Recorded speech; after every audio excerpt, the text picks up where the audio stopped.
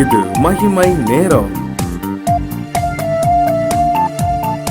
கர்த்தராகிய இயேசு கிறிஸ்துவின் நாமத்தினாலே மகிமை டிவி நேயர்கள் அனைவரையும் அன்போடு கூட அந்த நிகழ்ச்சிக்கு வாழ்த்தி வரவேற்கிறேன்.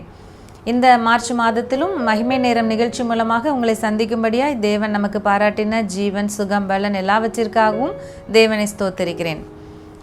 இந்த நாட்கள் நமக்கு லெந்து என்னும் விசேஷித்த இயேசு கிறிஸ்துவனுடைய பாடு மரணங்களை குறித்து தியானிக்கிற தியான நாட்களாக இருக்கிறபடினாலே இந்த நாளில் கர்த்தராகிய இயேசு கிறிஸ்து சிலுவையிலே நமக்காக செய்து நிறைவேற்றின ஒரு விஷயத்தை இந்த வாரம் முழுவதுமாக நாம் தியானிக்க போகிறோம்.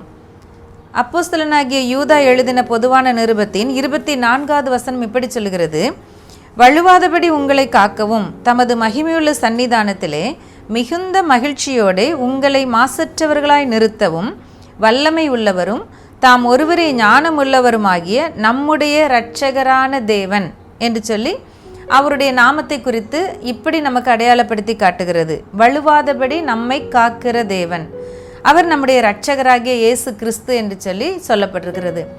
பாவிகளை ரட்சிக்க கிறிஸ்து இயேசு இந்த உலகத்திலே வந்தார்.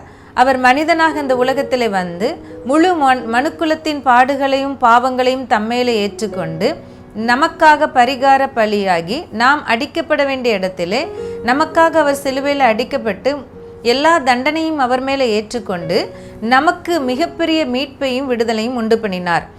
இதை குறித்து தான் நாம் இந்த லெந்து நாட்களிலே விவரமாக மிகவும் அதிகமாக தியானித்து வருகிறோம். திருச்சபையில் அதற்கான அநேக ஒழுங்குகள் செய்யப்பட்டு அநேக ஜெப கூட்டங்கள் நடத்தப்படுகிறது. நாம் எல்லாரும் தொடர்ந்து இந்த காலங்களிலே கிறிஸ்துவின் அவருடைய மரணத்தையும் அவருடைய உயிர்த்தெழுதலையும் அவர் நமக்கு சம்பாதித்து கொடுத்த ரட்சிப்பையும் குறித்து அதிகமாக கேள்விப்படுகிறோம். இந்த நாமம், இந்த இயேசு கிறிஸ்துவுக்கு இதில் கொடுக்கப்பட்டிருக்கிற ஒரு நாமம் அல்லது அவருடைய பெயர் வழுவாதபடி உங்களை காக்கிறவர். அவர் வழுவாதபடி நம்மை காத்து அவருடைய மகிமையான மாசற்ற சன்னிதானத்திலே குற்றமற்றவர்களாய் அவர் நம்மை நிறுத்துவதற்கு அவர் போதுமானவராய் இருக்கிறார். வழுவாதபடி நம்மை காக்கிற தேவன் என்கிற தலைப்பில் இந்த வாரத்திலே நாம் பார்க்கலாம். இந்த நாளிலே நாம் பார்க்க போகிறோம். நாம் எதிலெல்லாம் வழுவாதபடி நம்மை காக்க அவர் உண்மையுள்ளவராக இருக்கிறார். நாம் வழுவி போகாதபடிக்கு, வழுகிறதுனா என்ன, ஏதோ திடீர்னு ஒரு செகண்டில் அல்லது ஒரு நொடியில் நம்முடைய ஒரு கை நழுவுறது அல்லது கால் சறுக்குகிறது அப்படின்னு சொல்கிறத நம்ம வழுகிறதுன்னு சொல்லுவோம். அப்படி ஒரு இமைப்பொழுது கூட நம்மை நாம் வந்து அவரை விட்டு வழுகி போய்விடாதபடிக்கு நம்மை காப்பதற்கு நம்மை காட்டிலும் நம்மேல் அவர் அதிக உறுதியுள்ளவராக இருக்கிறார். வழுவாதபடி காக்கிறார் என்று சொன்னால் நம்மை ஸ்திரப்படுத்துகிறார், நம்மை உறுதிப்படுத்துகிறார். இந்த நாளிலே நாம் தியானிக்கலாம். யோசேப்பை பற்றி நாம் வாசிக்கும் பொழுது வேதத்தில் யோசேப்பு ஆதியாகம புஸ்தகத்தில் 39வது அதிகாரத்தில் 9வது வசனத்தில் நான் பார்க்க முடியும்.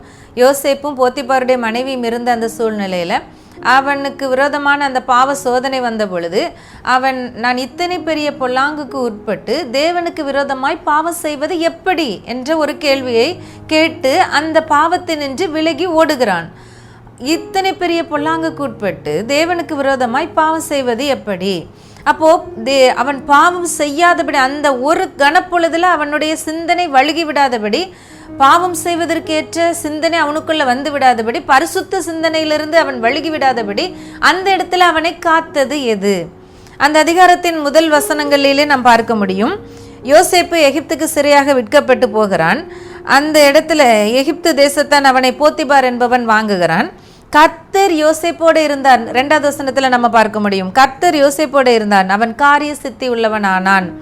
கர்த்தர் அவனோட இருக்கிறார் என்று அவங்க அந்த எகிப்தியன் வீட்டில் அனைவரும் கண்டு கொண்டாங்க. அந்த தலைவன், அந்த போத்திபார் என்பவன் கண்டு கொண்டான்.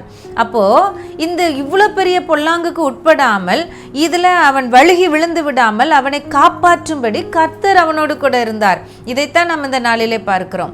நம்மை பாவத்தில் விழுந்து விடாதபடி, ஒரு கணப்பொழுது கூட நாம் வழுகி விழுந்து விடாதபடி, நம்முடைய கால் இந்த பரிசுத்தம்ங்கிற இடத்துல சறுக்கி விடாதபடி நம்மை காக்கும்படியாக நம்மை காட்டிலும் நம்மேல் அதிக கவனம் உள்ளவராய், அதிக அக்கறை உள்ளவராய், கரிசனை உள்ளவராய் கர்த்தர் நம்மோடு கூட இருக்கிறார். யோசேப்புக்குள்ளே தேவனுடைய ஆவியானவர் தங்கி இருந்தார். அவன் விசேஷித்தவனாயிருந்தான். அவனுக்குள்ளே விசேஷித்த ஆவியானவருடைய கரம் அவனோட கூட இருந்தது. அவர் அவனுக்குள்ளே இருந்து அவனை நடத்தினார், அவனை தலைவனாக்கினார் என்று நாம் பார்க்கிறோம். அவனை குறித்த திட்டங்கள், அவனை குறித்த தரிசனங்கள் அவனுடைய சிறு வயதிலே அவனுக்குள்ளே வைக்கப்பட்டது. ஒருவேளை இந்த பாவத்தில் அவன் வழுகி இருந்தால் அந்த தேவனுடைய திட்டங்கள் என்னவாயிருக்கும்? ஆகவே தேவன் தம்முடைய திட்டத்தை தம்முடைய பிள்ளையாகிய யோசேப்பின் மீது நிறைவேற்றும்படி தான் முன்குறித்திருந்த அந்த பாத்திரத்தை இந்த பரிசுத்தம்ங்கிற விஷயத்துல வழுவி விடாதபடி காப்பதற்கு உண்மையுள்ளவராயிருந்தார். அப்போ இப்படிப்பட்ட ஒரு உண்மையுள்ள தேவன் நமக்கு இருக்கிறார். ஆகவே இந்த கல்வாரி சிலுவையில தேவன் நமக்காக எதையெல்லாம் சம்பாதித்து கொடுத்தார் என்று பார்க்கும் பொழுது, கல்வாரி சிலுவையிலே கர்த்தர் நமக்காக பரிசுத்தத்தை சம்பாதித்து வைத்திருக்கிறார். ஏனென்றால் அவர் நம்முடைய பாவங்கள் எல்லாவற்றையும் தம்மேலே ஏற்றுக்கொண்டார். இப்போ பாவங்கள் எல்லாம் அவர் மேலே வைக்கப்பட்டதுனாலே நாம் பரிசுத்தமாக்கப்படுகிறோம். அன்றைக்கு பழைய ஏற்பாட்டிலே ஆசாரியன் ஒரு ஜனங்களுடைய பாவத்தை நிவர்த்தி செய்யும் பொருட்டாக ஒரு காளையை தேவனுடைய சமூகத்திலே கொண்டு வருவான். அதன் மேல் கைகளை வைக்கும் பொழுது எல்லாருடைய பாவம், ஜனங்களுடைய பாவம், அந்த ஆசாரியனுடைய பாவம் எதுவா இருந்தாலும் அந்த காளையின் மீது அல்லது அந்த ஆட்டுக்கடாவின் மீது அது வைக்கப்படும். அதன் பின்பு அந்த மிருகம் பலியிடப்படும். அப்போ அந்த பாவம் நிவர்த்தியாகும். இப்போ இயேசு கல்வாரி சிலுவையிலே நமக்காக பலியானதுனாலே பாவம் அவர் மேல வைக்கப்பட்டது. ஆகவே அவர் நமக்காக பலியானதுனாலே இயேசு கிறிஸ்து சிலுவையிலே சம்பாதித்த பரிசுத்தம் நமக்காக வைக்கப்பட்டிருக்கிறது. இந்த பரிசுத்தத்தை நாம் காத்து கொள்ளும்படி, இந்த பரிசுத்தத்திலே நாம் நிலை நிற்கும்படி, உறுதியா இருக்கும்படி, இதுல பாவத்துல வழுகி விடாதபடி நம்மை காக்கும்படி கர்த்தர் நம்மோடு கூட இருக்கிறார். அவர் அதற்கு உண்மையுள்ளவராய் இருக்கிறார். இதைத்தான் நாம் இந்த நாளிலே பார்க்கிறோம். அவர் வலுவாதபடி காக்கவும் தம்முடைய மகிமையுள்ள சன்னிதானத்திலே மிகுந்த மகிழ்ச்சியோட மாசற்றவர்களாய் நிறுத்தவும், நம்ம மேல எந்த பாவமோ எந்த கரையோ திரையோ இல்லாதபடி, குற்றம் இல்லாதபடி நம்மை மாசற்றவர்களாய் நிறுத்தவும் அவர் வல்லமை உள்ளவராய் இருக்கிறார். எப்படிப்பட்ட ஒரு நல்ல தேவன் நமக்கு பாருங்கள். எத்தனை ஒரு நல்ல இயேசு கிறிஸ்து நமக்காக சிலுவையிலே பலியாகி நமக்காக எவ்வளவு பெரிய ஆசீர்வாதத்தை சுதந்திரித்து தந்திருக்கிறார் என்று பாருங்கள். இந்த காரியத்தை குறித்து அறிகிற அறிவை, இந்த அறிவை நாம் வளர்த்து கொள்வோமானால் நாம் பாவம் செய்து விடுவோமோ, நாம் வழி தப்பி விடுவோமோ, நாம் வழுகி போய் விடுவோமோ, நான் பின்மாறி போய் விடுவனோ என்ற பயத்திற்கு இடமே இருக்காது. ஏனென்றால் வலுவாதபடி நம்மை காக்கிற தேவன் நமக்கு உண்டு. நாம் ஜெபிக்கலாம். அன்பின் பரலோக தகப்பனே, இந்த நல்ல நேரத்திற்காக உம்மை நன்றியோடு துதிக்கிறோம், உம்மை ஸ்தோத்தரிக்கிறோம் அப்பா. ஆண்டவரே, நீர் எங்களுடைய பாவங்கள் எல்லாவற்றையும் சிலுவையிலே சுமந்ததினாலே நீர் எங்களுக்காய் பரிசுத்தத்தை சம்பாதித்து வைத்திருக்கிறீர். ஆகவே நாங்கள் பாவத்திலே வழுகி விடாதபடிக்கு ஆண்டவரே நீர் எங்களுக்குள்ளே இருக்கிறதுபடினாலே உம்முடைய பரிசுத்தம் எங்களுக்குள்ளே உறுதிப்படுகிறதற்காக நன்றி. நாங்கள் வழுகி போகிறதில்லை, நாங்கள் உறுதியாய் உம்முடைய பரிசுத்தத்திற்குள்ளாய், உம்முடைய பிரசன்னத்திற்குள்ளாய் நிலை நிற்கும்படியாக, ஸ்திரப்படும்படியாக நீர் எங்களுக்கு கிருபை பாராட்டி இருக்கிறீர். உமக்கு கோடா கோடி ஸ்தோத்திரம் ஆண்டவரே. உம்மை துதிக்கிறோம், ஸ்தோத்தரிக்கிறோம் அப்பா.